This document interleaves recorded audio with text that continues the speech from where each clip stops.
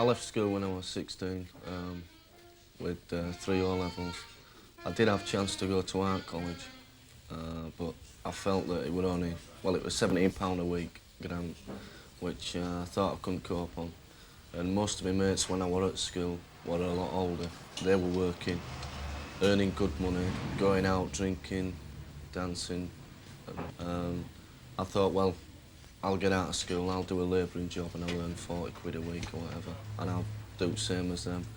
So I got 3 O-levels.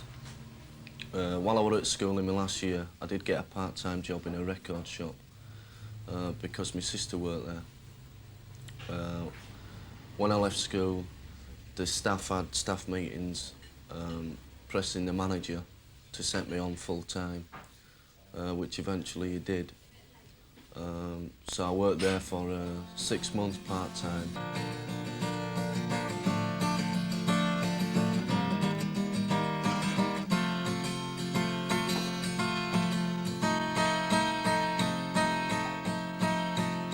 You dress like Marlene Dietrich, and you dance like Sicilian mare.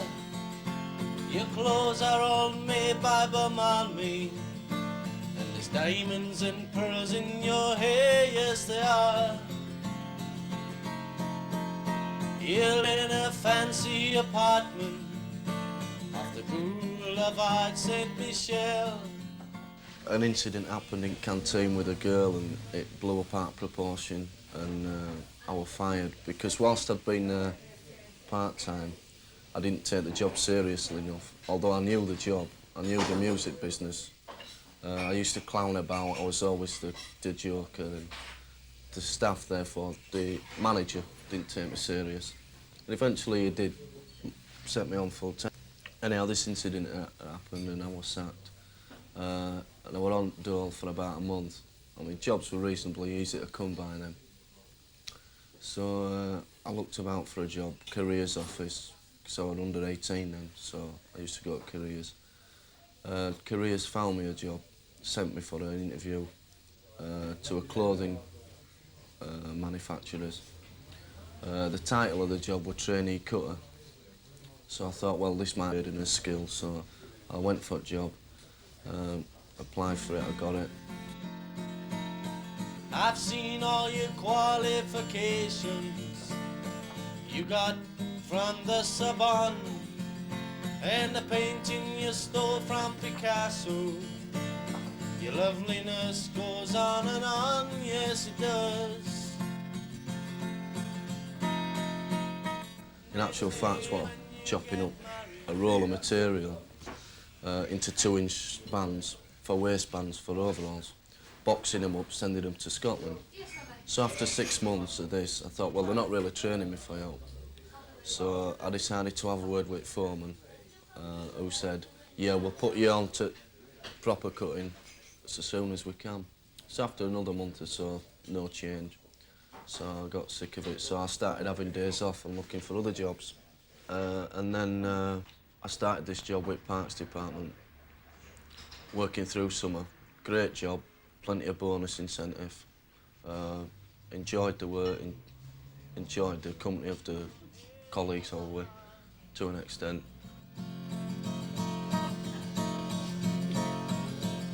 You live in a fancy apartment off the Boulevard Saint-Michel, where you keep your rolling record and a friend of Saturday still, yes you do. When the summer period finished, the winter came in. Obviously we couldn't cut grass. So it was planned, or was supposed to be on the books, it would be laying turf or planting trees, which I thought quite good, you know, good money. Evidently though, what it turned out to be, there were no turf to lay, no trees to plant, so we were stuck in a greenhouse. Plant pots 8 hours a day in a big freezing bathtub. Stuck that for about a month and I thought, no way, you know, I'm not doing this 8 hours a day. So I did a foolish thing actually. I walked straight into Gaffer and gave me notice in without actually having a job. So I just felt that way out one morning. So I started looking about again for jobs, asking in pubs, any of my mates know anywhere. No, no luck at all. Went back down to the job centre, saw a job advertised for a van at an electrical firm. Applied for a job, went for an interview, got it. Although it was only £25 a week. I'd been earning £40 a week, but I was that desperate to have a job, and it seemed, well, it was my choice. I wanted to do that job anyhow, so I didn't mind taking a drop in wages. And what it consisted of were basically delivering electrical goods. It is heard in our places, you know. The guy I was working with, the driver of the van, was quite militant. I was a bit naive at that time about unions, workers' relationships with management, and he used to always have niggles with Gaffer, and they had like slanging matches. And eventually they started persecuting him as to what time he rolled in, as to what time he finished, you know, stupid little things. And eventually they sacked him a minute late, so he took it to a tribunal. I went along with him to witness, and we presented the case ourselves, no solicitor note, and we won the case. Well, he won the case, he got 300 quid. When I went back to work, I found that I was being persecuted then for what I'd said about the firm. I started having rows with management and under manager, and eventually blown out. You know, we're not having you. That was after about 8 months. Back on dole. Girlfriend's parents pretty irate by now. Seems I can't hold down a job, you see. I kept asking my girlfriend's father, do you know about? He knew a foreman at a tyre fitting firm. He'd had a word with him one night, came back to me, get yourself down, see so-and-so, tell him I've sent you. So I went down, 2-minute interview, not even with manager, with foreman. Yeah, I'll have a word with manager, come back Monday, you're to start. So I got started there. This time I decided, right, I was pretty serious with girlfriend, I wanted to get engaged. Thought, well, her parents are good workers. Obviously she's a good worker, or she will be, she's a career woman. I've got to make sure that they feel there is some security for a daughter to get engaged to a bum like me who's on dole 2 or 3 times, you see.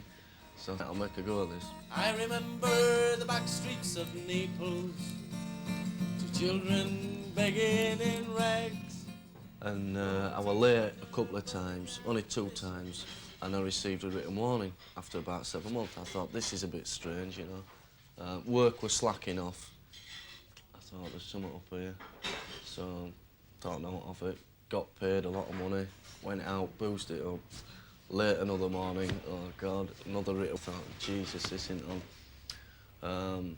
Got back to girlfriend's father through foreman that Geoff will start being late, you know. I thought, oh yeah. So father had a niggle at me.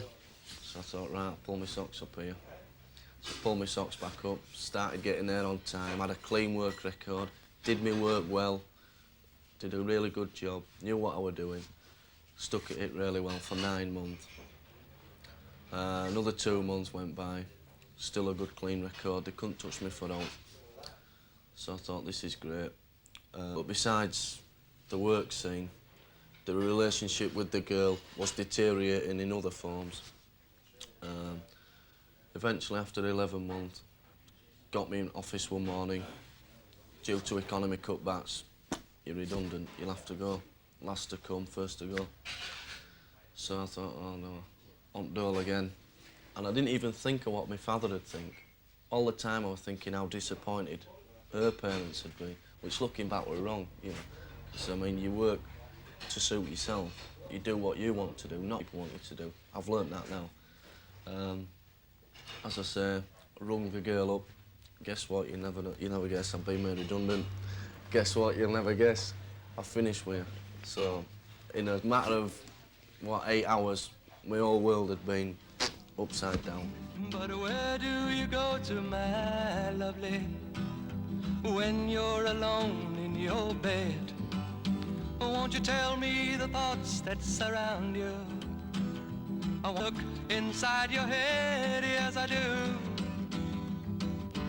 your name, it is heard in high places.